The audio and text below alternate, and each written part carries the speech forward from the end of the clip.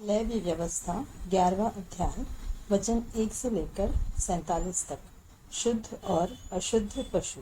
फिर यहोवा ने मूसा और हारून से कहा, इस्राएलियों से कहो, जितने पशु पृथ्वी पर है उन सबों में से तुम इन जीवधारियों का मांस खा सकते हो। पशुओं में से जितने चिरे या फटे खुर के होते हैं और पागुर करते हैं उन्हें खा सकते हो, परंतु पागुर करने वाले या फटे खुर वालों में से इन पशुओं को न खाना, अर्थात ऊंट जो पागुर तो करता है परंतु चिरे खुर का नहीं होता, इसलिए वह तुम्हारे लिए अशुद्ध ठहरा है।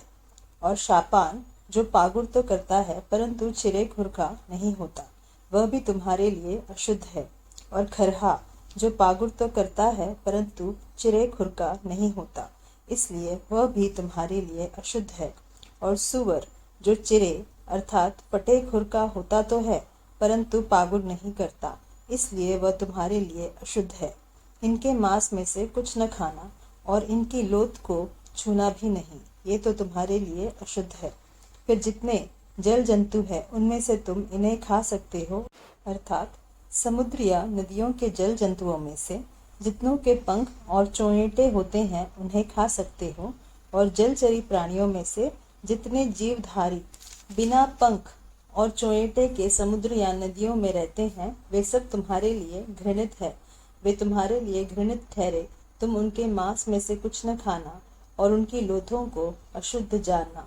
जल में जिस किसी जंतु के पंख और चोंयेटे नहीं होते वह तुम्हारे लिए अशुद्ध है।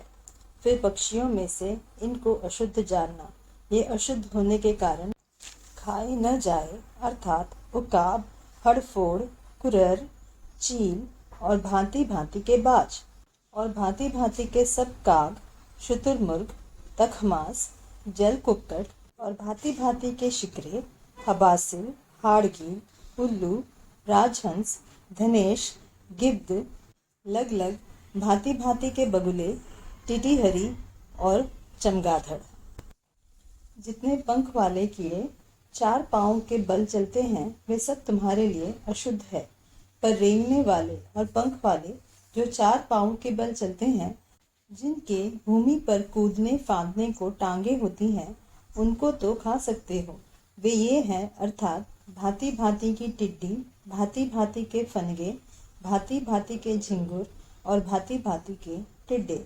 परंतु और सब रेंगने वाले पंख वाले कीड़े जो चार पांव वाले होते हैं वे तुम्हारे लिए अशुद्ध है, इनके कारण तुम अशुद्ध ठहरोगे। जिस किसी से इनकी लोथ छू जाए वह सांझ तक अशुद्ध ठहरे, और जो कोई इनकी लोथ में का कुछ भी उठाए वह अपने वस्त्र धोए और सांझ तक अशुद्ध रहे। फिर जितने पशु चिरे खुर के होते हैं परंतु न तो बिल्कुल फटे खुर और न पागुर करने वाले हैं वे तुम्हारे लिए अशुद्ध है। जो कोई उन्हें छुए वह अशुद्ध ठहरेगा। और चार पांव के बल चलने वालों में से जितने पंजों के बल चलते हैं वे सब तुम्हारे लिए अशुद्ध है। जो कोई उनकी लोथ छुए वह सांझ तक अशुद्ध ठहरे, और जो कोई उनकी लोथ उठाए वह अपने वस्त्र धोए और सांझ तक अशुद्ध रहे, क्योंकि वे तुम्हारे लिए अशुद्ध है।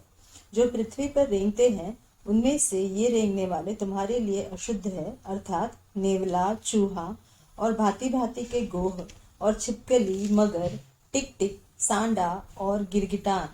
सब रेंगने वालों में से यही तुम्हारे लिए अशुद्ध है। जो कोई इनकी लोथ छुए वह सांझ तक अशुद्ध रहे। और इनमें से किसी की लोथ जिस किसी वस्तु पर पड़ जाए वह भी अशुद्ध ठहरे, चाहे वह काठ का कोई पात्र हो, चाहे वस्त्र, चाहे खाल, चाहे बोरा, चाहे किसी काम का कैसा ही पात्र आदि क्यों न हो, वह जल में डाला जाए और सांझ तक अशुद्ध रहे, तब शुद्ध समझा जाए। और यदि मिट्टी का कोई पात्र हो जिसमें इन जंतुओं में से कोई पड़े, तो उस पात्र में जो कुछ हो वह अशुद्ध ठहरे, और पात्र को तुम तोड़ डालना। उसमें जो खाने के योग्य भोजन हो जिसमें पानी का छुआव हो वह सब अशुद्ध ठहरे। फिर यदि ऐसे पात्र में पीने के लिए कुछ हो तो वह भी अशुद्ध ठहरे। और यदि इनकी लोथ में का कुछ तंदूर या चूल्हे पर पड़े तो वह भी अशुद्ध ठहरे और तोड़ डाला जाए, क्योंकि वह अशुद्ध हो जाएगा, वह तुम्हारे लिए भी अशुद्ध ठहरे। परंतु सोता या तालाब जिसमें जल इकट्ठा हो वह तो शुद्ध ही रहे, परंतु जो कोई इनकी लोथ को छुए वह अशुद्ध ठहरे। और यदि इनकी लोथ में का कुछ किसी प्रकार के बीज पर जो बोने के लिए हो पड़े तो वह बीज शुद्ध रहे, पर यदि बीज पर जल डाला गया हो और पीछे लोथ में का कुछ उस पर पड़ जाए तो वह तुम्हारे लिए अशुद्ध ठहरे। फिर जिन पशुओं के खाने की आज्ञा तुमको दी गई है, यदि उनमें से कोई पशु मरे तो जो कोई उनका लोथ छुए वह सांझ तक अशुद्ध रहे, और उसकी लोथ में से जो कोई कुछ खाए वह अपने वस्त्र धोए और सांझ तक अशुद्ध रहे। और जो कोई उसकी लोथ उठाए वह भी अपने वस्त्र धोए और सांझ तक अशुद्ध रहे। सब प्रकार के पृथ्वी पर रेंगने वाले जंतु घिनौने हैं, वे खाए न जाए। पृथ्वी पर सब रेंगने वालों में से जितने पेट या 4 पांवों के बल चलते हैं या अधिक पांव वाले होते हैं उन्हें तुम न खाना, क्योंकि वे घिनौने हैं। तुम किसी प्रकार के रेंगने वाले जंतु के द्वारा अपने आप को घिनौना न करना और न उनके द्वारा अपने को अशुद्ध करके अपवित्र ठहरना, क्योंकि मैं तुम्हारा परमेश्वर यहोवा हूँ।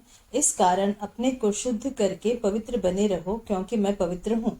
इसलिए तुम किसी प्रकार के रेंगने वाले जंतु के द्वारा जो पृथ्वी पर चलता है अपने आप को अशुद्ध न करना, क्योंकि मैं वह यहोवा हूँ जो तुम्हें मिस्र देश से इसलिए निकाल ले आया हूँ कि तुम्हारा परमेश्वर ठहरूं। इसलिए तुम पवित्र बनो, क्योंकि मैं पवित्र हूँ।